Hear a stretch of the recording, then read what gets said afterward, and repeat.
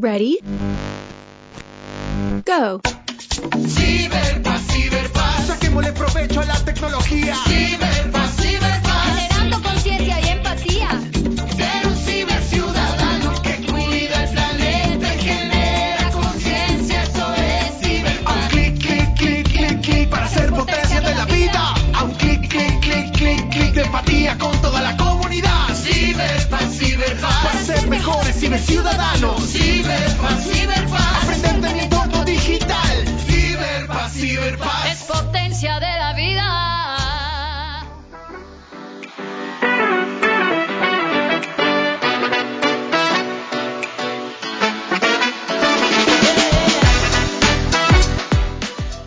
Bienvenidas y bienvenidos a un espacio para explorar el fascinante mundo digital. Conéctate con nosotros y descubre cómo la tecnología empodera y transforma las comunidades. Acompáñanos y sé parte del cambio digital. El día de hoy exploraremos el fascinante mundo de las libertades tecnológicas y el software libre. Hoy hablaremos de cómo las libertades están moldeando nuestro presente y futuro digital. Bienvenidas y bienvenidos a toda nuestra audiencia. Soy Ana Lucía Díaz y hoy estamos emocionados de tener con nosotros a Juan Esteban Rivera, tallerista de Ciberpaz, y Fernando Avilés, tecnólogo en electrónica y realizador de cine y televisión de la Universidad Nacional. Vamos a descubrir qué son las libertades tecnológicas y cómo el software libre puede contribuir a transformar nuestras comunidades y nuestro país. Bienvenidos. Gracias por acompañarnos el día de hoy.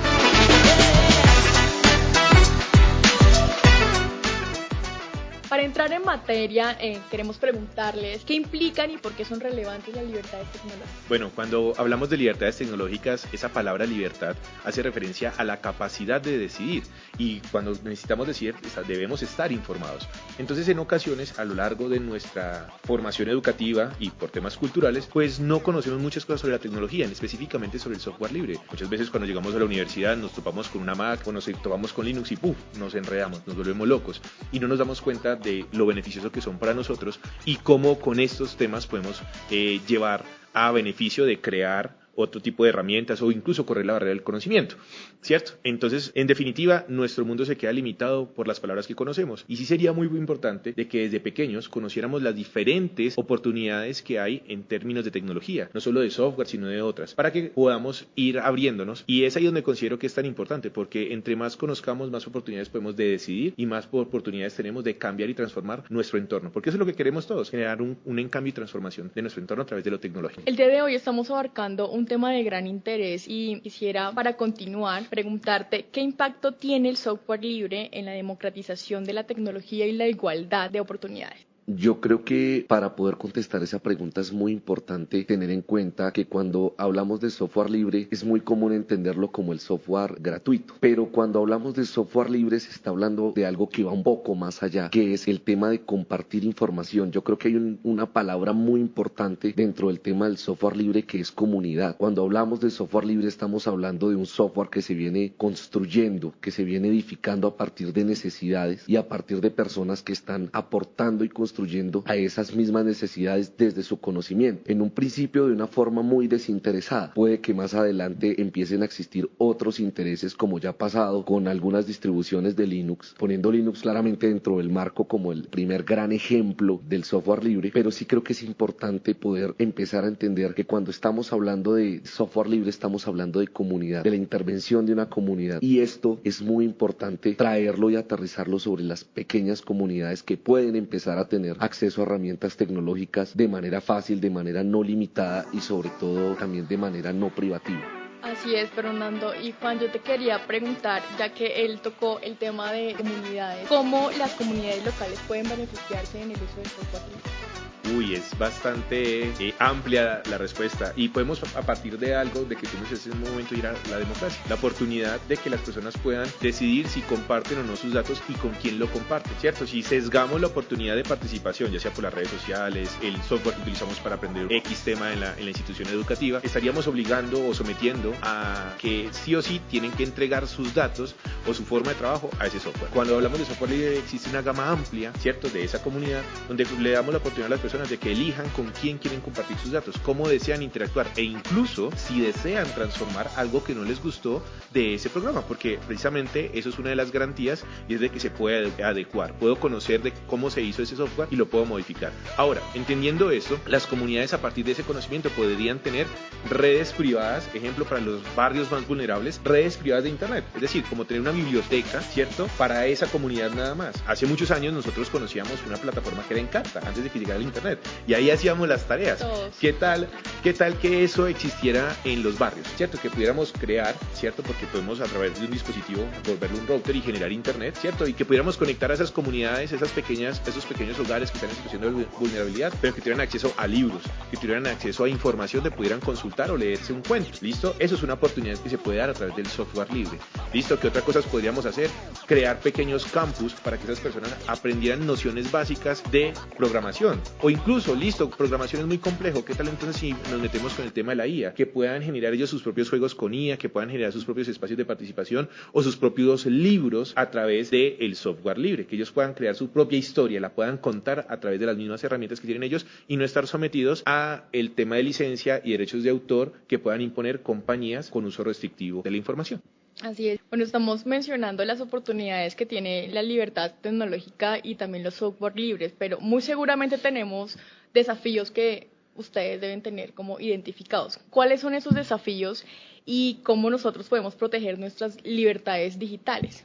Yo creo que ahí, si hablamos de desafíos, el software libre implica un lenguaje completamente, digamos, nuevo para las personas que venían trabajando justamente con software de uso privativo, como lo es Windows o como lo es Mac OS. Tal vez Mac no tanto, porque de alguna manera Mac como que fue un software que creció, se volvió de uso privativo, pero viene derivado de Linux. Cuando te enfrentas a ese primer mundo, corres, digamos, a nivel personal y a nivel de tu equipo, empiezas a correr riesgos en términos de no entender, digamos, de primera mano el lenguaje. La programación yo creo que es el nuevo lenguaje que se tiene que empezar a hablar. Yo creo que el analfabetismo, lo comentábamos con Juan ahorita antes de entrar, va un poco al uso de las herramientas hoy día y yo creería que también va orientado mucho hacia la programación. Los lenguajes de programación hoy día se están volviendo la nueva escritura, es importantísimo, así como aprendiste en algún momento a escribir la A, la B, la fonética para construir palabras. Aquí es aprender a construir a partir de un sein, un cout, comando, una línea de comando sencilla sobre cómo estás empezando a entender lo que construye la máquina. Los riesgos, digamos, que eso implica es que ante el desconocimiento tú no sabes muchas veces a nivel de tu equipo o a nivel de tus máquinas qué tipo de modificaciones estás haciendo si no lo logras entender o no conoces de fondo el equipo. Y lo otro es también cómo empiezas tú a compartir información a través de los dispositivos cuando empiezas a construir, porque si tú empiezas a crear líneas de programa dentro de un software Linux, estás brindando también conocimiento a una comunidad. Eso es una cosa que está, digamos, dentro de los términos de licencia del software libre, y es que lo que tú vas construyendo también está para compartirse con las comunidades. Entonces también que vas brindando y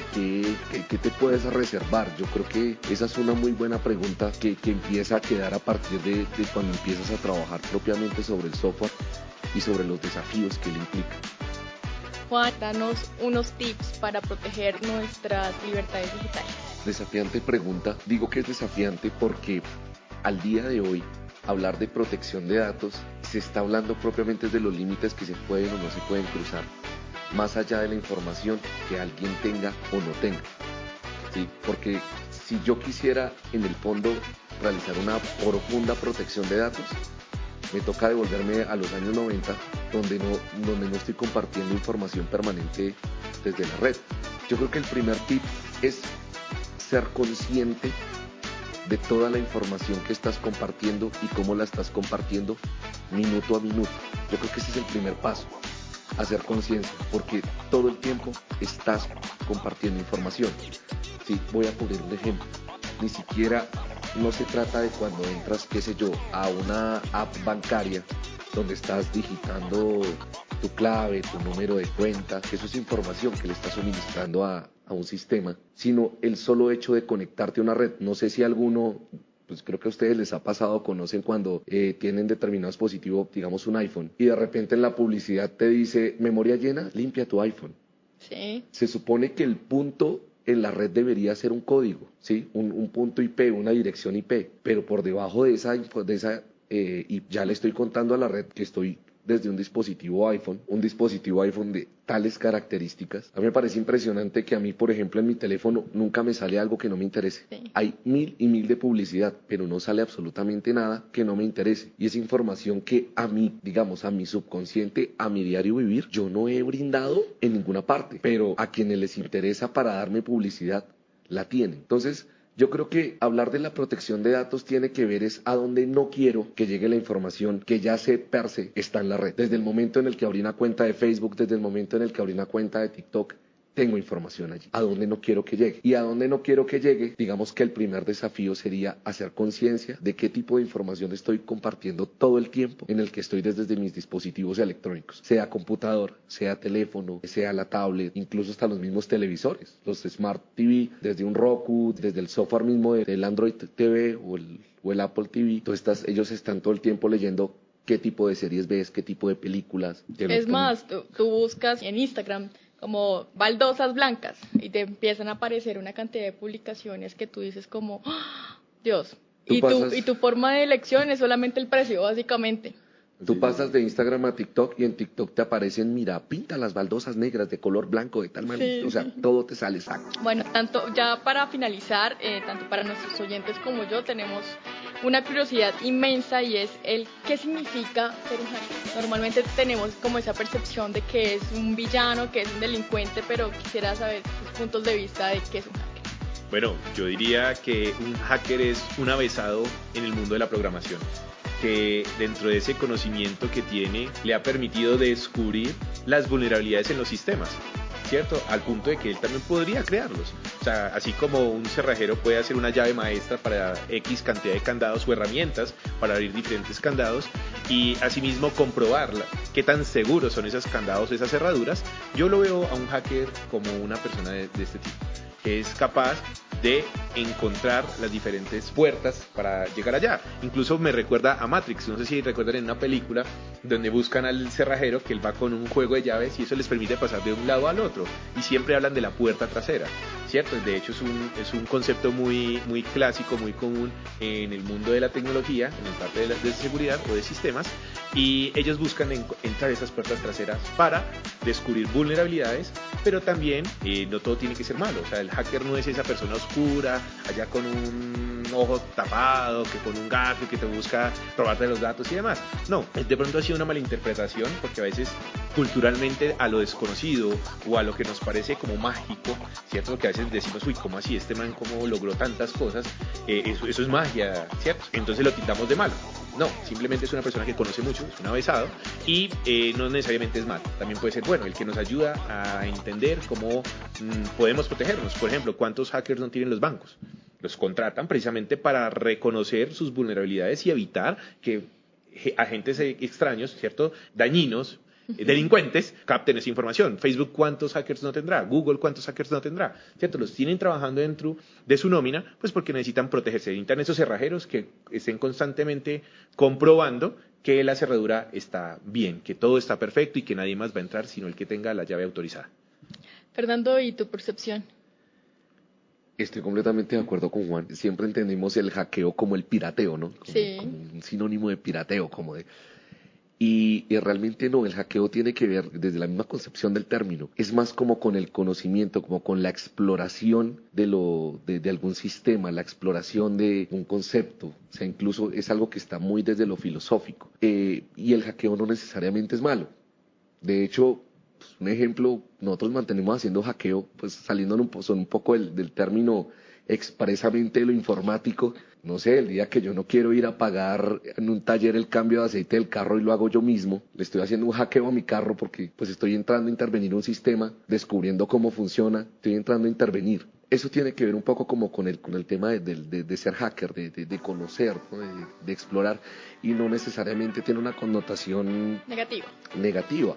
De hecho, me parecía muy curioso que en el mundo informático cogieron unos términos del cine del western para identificar a los hackers. Entonces hay unos hackers white hat, o sea, de sombrero blanco, o los black hat, los de sombrero negro, para identificar los buenos o los malos.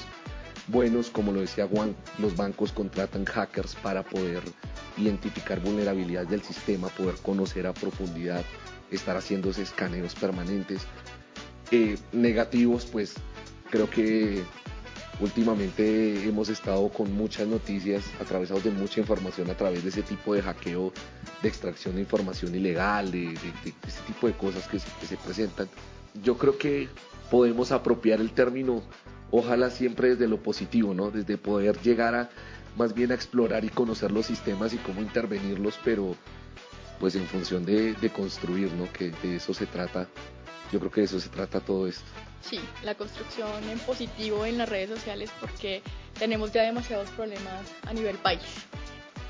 Sin duda, el uso del software libre ofrece numerosas ventajas para la comunidad. Hoy hemos tenido una conversación muy enriquecedora con nuestros expertos invitados. Gracias por compartir su conocimiento y acompañarnos en esta experiencia. A nuestros oyentes, gracias por acompañarnos en este episodio. Recuerden que la tecnología debe ser una herramienta para el empoderamiento y el progreso de todos. Nos vemos en el próximo programa.